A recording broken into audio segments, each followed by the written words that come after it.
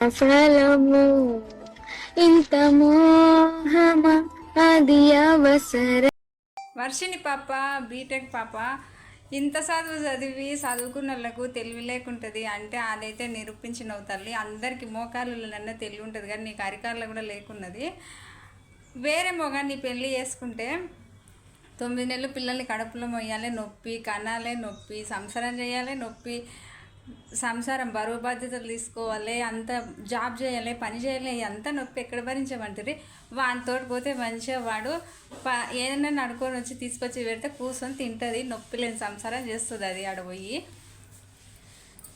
ఇక లాస్ట్కు ఏం చేస్తుందంటే 2-3 నెలలు సుఖంగా ఉంటుంది. సుఖంగా అంటే అదే నొప్పి లేని సంసారం చేసి వస్తుంది.